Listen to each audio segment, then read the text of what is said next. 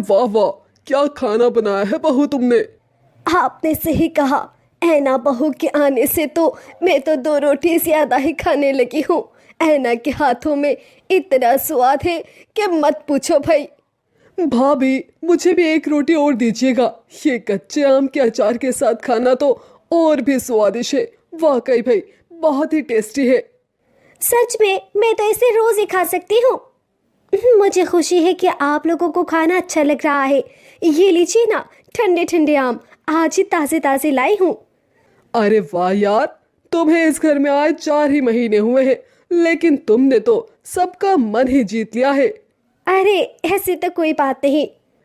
इतनी देर तक गर्मी में खाना बनाती है बहू, फिर भी कुछ भी नहीं कहती। अरे कोई बात नहीं पापा जी, बस कुछ ही दिनों की तो बात है, फिर ठंडी आ जाएगी और ये गर्मी चली जाएगी। हाँ, ठंडी का मौसम तो बड़ा ही मज़े का होता है। ना एसी, ना पंखा, ना पसीना, बड़ा मज़ा आता है भाई। भाभी, 1 रोटी और दीजिए ना, और ये कच्चे आम का अचार भी दीजिएगा। ये देखो कैसा पूरा चटोरा सा बन गया है तुम्हारा देवर। ऐना के आने के बाद से सभी बड़े मजे से खाना खाते और उसकी ढेर सारी तारीफ भी करते। अगले दिन ऐना की सास फोन पर बात कर रही होती है। अरे, ऐना के आने के बाद से तो खाने का इतना मजा आता है कि खाने के बर्तन बिल्कुल खाली हो जाते हैं, कुछ बचता ही नहीं। हम तो बहुत ही चटोरे से बन गए हैं। अरे कभी आओ ना तुम भी खाने पे। अच्छा ठीक है, मैं फोन रखती हूँ। किससे बात कर रही थी आप माँ जी? अरे वो मेरी सहेली है ना, उसी से बात कर रही थी। तो मैं उसे कह रही थी कि मेरी बहू तो बहुत ही स्वाद वाला खाना बनाती है। अरे माँ जी, आप तो हर किसी से मेरी तारीफ ही करती रहती हैं। अब ऐसा भी कुछ खास नहीं बनाती मैं, बस वही रेगुलर का खाना ही तो बनाती हूँ। अरे ऐसे कैसे? लोगों की बहुओं के हाथ में तो स्वाद ही नहीं होता, लेकिन तुम्हें देखो, इतना स्वाद है तुम्हारे हाथों में कि बस। अच्छा माँ जी, वो मैं कह रही थी कि अब ठंडी का मौसम आ गया है, अब रजाइयाँ निकाल लें सबके कमरों के लिए। हाँ हाँ, बिल्कुल सही कह रही हो तुम बहू, अब रजाइयाँ तो निकालनी ही पड़ेंगी सबके लिए। चलो हम सारी रजाइयाँ निकाल के छत पर सुखा देते हैं। जी माँ जी। अब ठंडी का मौसम आ गया था। अब बाजार में ठंडी की सब्जियां भी आ गई थी। अब तो हरी हरी सब्जी आ गई है। यहाँ सबको खाने का बड़ा शौक है, सबको अच्छा लगेगा। पहले मेथी को अच्छे से साफ कर देती हूँ, फिर इसकी सब्जी और रोटी बना लूंगी। वैसे भी आलू मेथी की सब्जी बनाने में ज्यादा वक्त नहीं लगता। फिर ऐना ने मेथी आलू की सब्जी भी बना ली और साथ में रोटी भी। रात में सबके सामने ऐना मेथी आलू की सब्जी और रोटी बना के परोस देती है। ये लीजिए, ठंडी की पहली हरी सब्जी है ये। अरे ऐना बहू, तुम जो भी बनाती हो मजेदार ही होता है। लाओ लाओ, इधर दो जल्दी से। सब खाना खा लेते हैं और फिर ऐना खाने का टेबल साफ कर लेती है, लेकिन सब लोग आंगन में इकट्ठा होकर कुछ खुसर फुसर कर रहे होते हैं। आज खाने में इतना स्वाद नहीं आया ना, कुछ कमी जैसी लग रही थी। हाँ माँ, आपने ठीक कहा। आज शायद बहू की तबीयत ठीक नहीं होगी। हाँ, पापा ठीक कह रहे हैं, आज उनका मन कुछ ठीक नहीं होगा, तभी ठीक से बना नहीं पाई होंगी। हाँ, तभी हमने भाभी से कुछ कहा भी तो नहीं। ऐना का पति कहता है। हाँ हाँ, ये अच्छा किया, उसे पता नहीं चलना चाहिए, उसे बुरा लगेगा। ऐना का परिवार उसे बुरा न लगे इसीलिए उससे कुछ भी नहीं कहता। लेकिन अगले दिन भी खाना कुछ खास मजेदार नहीं बना था। कोई खा ही नहीं पा रहा था क्योंकि उन्हें स्वाद नहीं आ रहा था। अगले दिन फिर ऐना टेबल पर सब्जी परोसती है, जिसे देखकर ऐना का देवर कहता है। भाभी, बस मुझे 1 ही रोटी देना, मेरा पेट कुछ भरा हुआ है। अरे तुम्हें क्या हुआ? ठीक से कुछ खाया भी नहीं? नहीं नहीं भाभी, ऐसा कुछ नहीं। हाँ भाभी, मुझे भी बस 1 ही रोटी देना, मैं डाइट कर रही हूँ। हाँ, और मेरा पेट भी कुछ सही नहीं लग रहा, मुझे भी बस थोड़ा ही डालना।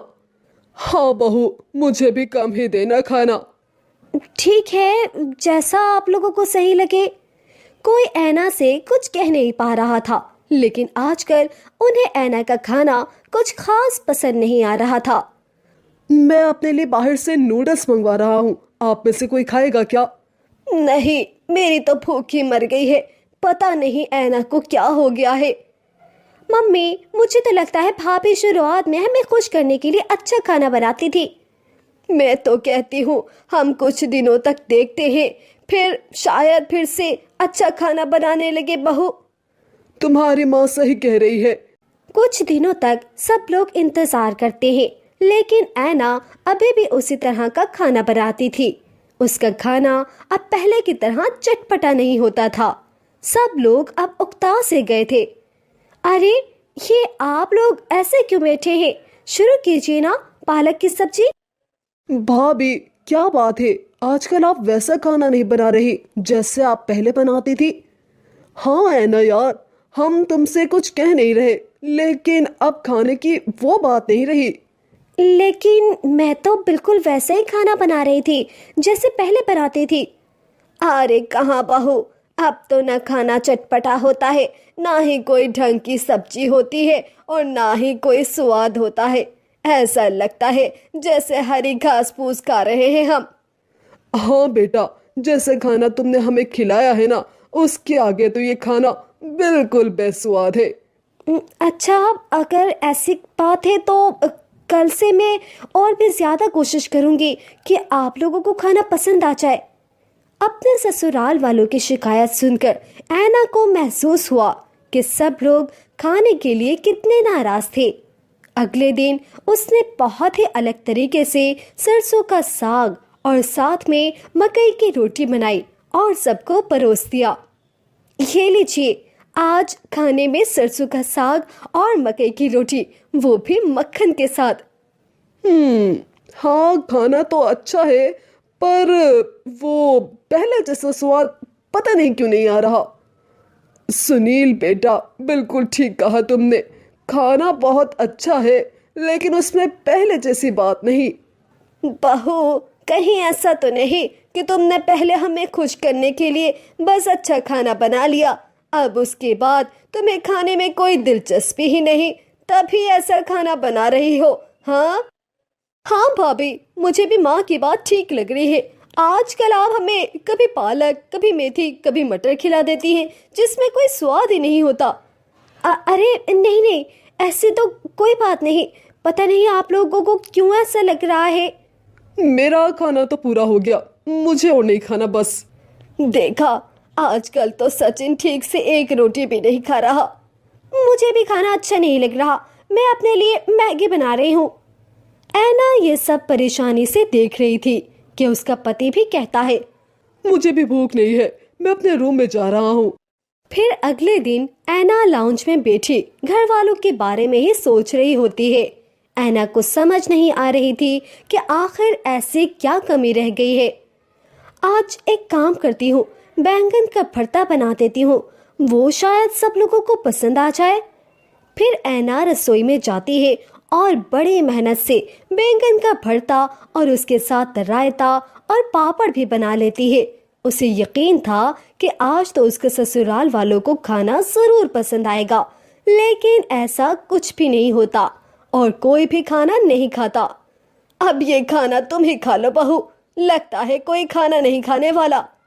ऐना ये सब सुनकर और भी दुखी हो जाती है। उसको समझ नहीं आ रहा था कि आखिर उससे गलती कहाँ हो रही थी। वो रोते हुए अपने कमरे में आ जाती है, जहाँ उसकी सहेली काजल का फोन आता है। ऐना रोते हुए कॉल अटेंड करती है। हेलो। अरे क्या हुआ, तेरी आवाज क्यों ऐसी लग रही है ऐना? क्या तू रो रही है? बस क्या बताऊं काजल, मेरे जो ससुराल वाले मेरी तारीफ करते नहीं थकते थे, आजकल उन्हें मेरे हाथ का कुछ भी अच्छा नहीं लग रहा है। मुझे समझ नहीं आ रहा मैं क्या करूं।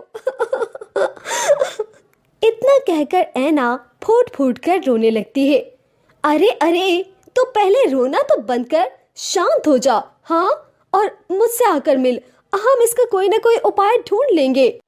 फिर ऐना अपने सहेली काजल से मिलने उसके घर चली जाती है। अरे ऐना, पहले तो आराम से बैठ। हाँ, अब तो मुझे बता, ऐसा क्या हुआ है उन्हें जो तेरे हाथ का खाना पसंद ही नहीं आ रहा? तूने कहीं खाने में कुछ अलग से मसाले डालने तो नहीं शुरू कर दिए?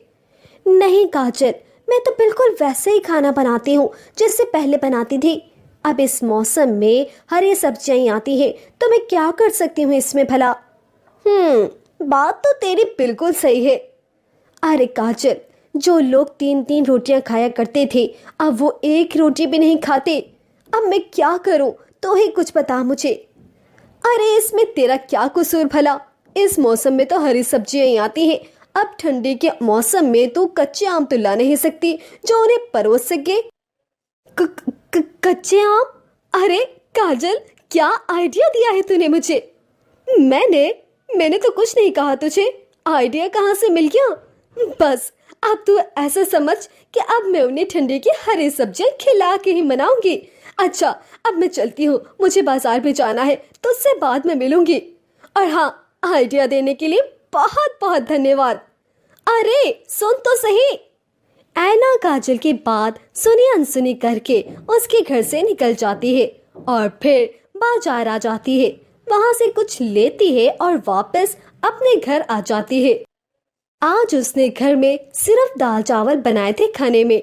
ये सब देखकर ऐना की सास हैरान होते हुए कहती है, अरे बहू, आज तो ना कोई सब्जी है, ना कोई रोटी, ना कोई अलग से डिश बनाई है तूने।